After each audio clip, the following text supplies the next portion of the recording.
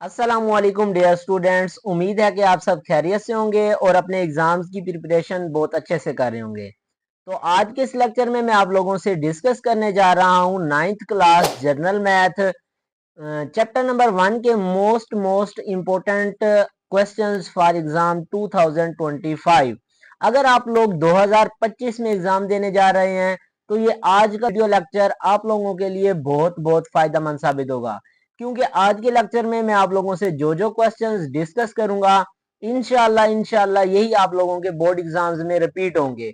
तो वीडियो को आप लोगों ने लास्ट तक देखना है और अभी तक चैनल को सब्सक्राइब नहीं किया तो काइंडली चैनल को सब्सक्राइब कर दें और साथ में दिए गए बेल आइकन को प्रेस कर दें ताकि आने वाली हर नई वीडियो सबसे पहले आप लोगों तक पहुंच सके।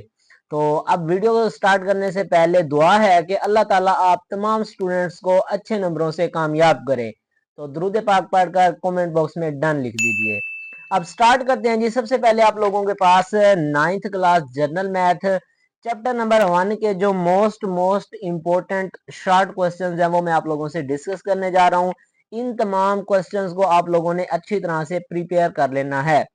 अब सबसे पहले आप लोगों के पास पहला जो क्वेश्चन है जी, एक्सप्रेस एज अ डेसिमल। आप लोगों के पास फ्रैक्शन में एक परसेंटेज में क्वेश्चन दिया हुआ है, इसको आप लोगों ने डेसिमल में लिखना है। तो सबसे पहले इसका आप लोगों ने होल खत्म करना है फ्रैक्शन को, और फिर उसको बाद आप लोगों ने जो आपके पास परसेंटेज है उसको खत्म करके डेसिमल में इसका आंसर लिखना है। नेक्स्ट इसी तरह से आप लोगों के पास एक फ्रैक्शन में दिया हुआ है, उसको उन्होंने कहा है कि एज अ परसेंटेज। तो इस फ्रैक्शन को आप लोगों ने परसेंटेज में इसका आंसर लिखना है।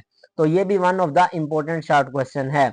नेक्स्ट इसी तरह से है जी, मोस्ट मोस्ट रिपीटेड और मोस्ट इम्पोर्टेंट शॉर्ट क्वेश्चन है, if 45% students in a school are girls, what is percentage of boys? अब एक स्कूल में 45% स्टूडेंट्स की तादाद जो है वो गर्ल्स हैं, तो आप लोगों ने बताना है कि उस स्कूल में बॉयज की तादाद कितने परसेंटेज होगी। तो one of the most important short question है, काफी मरतबा ये बोर्ड एग्जाम्स में रिपीट हो चुका है, तो इसको आप लोगों ने अच्छी तरह से प्रिपेयर कर लेना है। नेक्स्ट इसी तरह से जी आपके पास express 12/10 ratio 28/10 in simplest form. अब देखो आप लोगों के पास रेशो में दो वैल्यूज गिवन है और दोनों ही आप लोगों के पास फ्रैक्शन में है, तो आप लोगों ने इसको सिंपलेस्ट फॉर्म में इसका सोल्यूशन आंसर जो है वो लिखना है। तो सबसे पहले मैं यहाँ पर आपको हिंट देता जाऊं कि आप लोगों ने इसकी फ्रैक्शन को खत्म करना है। तो फ्रैक्शन को खत्म करने के लिए क्या करना है, आप लोगों ने इसकी जो आपके पास डिनोमिनेटर है उसका एलसीएम लेकर दोनों साइड पर मल्टीप्लाई करवा दें, तो देन इसको आप लोगों ने सिंप्लीफाई कर लेना है। तो one of the most important short question है ये। नेक्स्ट इसी तरह से है जी आप लोगों के पास एक्सप्रेशन है जी, सिंप्लीफाई करना है आपने। दो वैल्यूज आप लोगों के पास फ्रैक्शन में गिवन है और इन दोनों को आप लोगों ने सिंप्लीफाई करना है। तो पिछले की तरह ही आप लोगों ने डिनोमिनेटर का एलसीएम ले लेना है, देन इसको आप लोगों ने सिंप्लीफाई करके इसका आंसर लिखना है। नेक्स्ट इसी तरह से आप लोगों के पास है जी, if A ratio B is equal to 2/3 then find 6a/5b। तो अब आपके पास ए और बी की वैल्यूज गिवन है, आप लोगों ने फाइंड करना है 6a/5b। तो ये भी one of the most important short questions है फॉर एग्जाम 2025 के लिए, क्योंकि काफी मरतबा बोर्ड एग्जाम्स में ये क्वेश्चन रिपीट हो चुका है। तो अब होप सो आपके एग्जाम्स में ये भी रिपीट हो सकता है, तो इसको आप लोगों ने अच्छी तरह से प्रिपेयर कर लेना है। नेक्स्ट इसी तरह से आप लोगों के पास है जी, find the ratio of 72 for 24 two rupees for each. अब देखो 72 है फॉर 24 और रेशो आपने फाइंड करनी है 4, मतलब है कि 72 को डिवाइड करना है 24 पर और जो आंसर आएगा उसको रेशो आपने 4 के साथ एक्सप्रेस करना है और इसको सिंपलेस्ट फॉर्म में लेकर जाना है। तो ये भी one of the important short question है। देन इसी तरह से आपके पास एक प्रोपोर्शनल वैल्यूज गिवन है, तो उसमें से आप लोगों ने एक्स की वैल्यू को फाइंड करना है। लिखा हुआ जी, find x if x ratio 3 proportion 60 ratio x 15। तो इसको आप लोगों ने फार्मूला अप्लाई करना है, तरफेन का हासिल ज़रब इज इक्वल टू वसनैन का हासिल ज़रब। अगर इंग्लिश में है तो आप लिखेंगे जी, product of means is equal to product of extremes. तो उसके मुताबिक आप लोगों ने ये एक्स की जो वैल्यू है इसको फाइंड आउट करना है। नेक्स्ट इसी तरह से आप लोगों के पास है जी डिफाइंड डायरेक्ट प्रोपोर्शन। तो डायरेक्ट प्रोपोर्शन जो है उसकी तारीफ बयान करनी है, वो क्या है, तो इसको आप लोगों ने इसका याद कर लेना है। वैसे तो इसमें दो हैं, डायरेक्ट और इनवर्स दोनों ही इंपॉर्टेंट हैं। अगर आप लोग उर्दू में हैं तो तनासुब रास्त और तनासुब माकूस की मैं बात कर रहा हूँ। तो इन दोनों तारीफों को, दोनों डेफिनेशंस को अच्छी तरह से आप लोगों ने याद करना है। ये भी मोस्ट मोस्ट इंपॉर्टेंट है शॉर्ट क्वेश्चन के हवाले से।